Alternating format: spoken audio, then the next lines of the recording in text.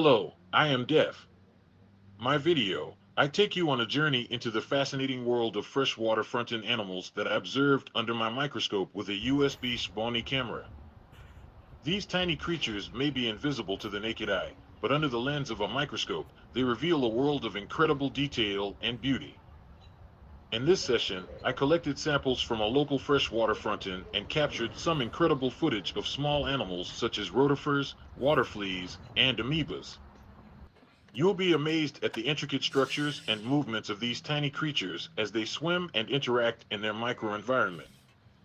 Whether you're a biology student, a science enthusiast, or just someone who loves discovering new things, I think you'll find this video both educational and fascinating.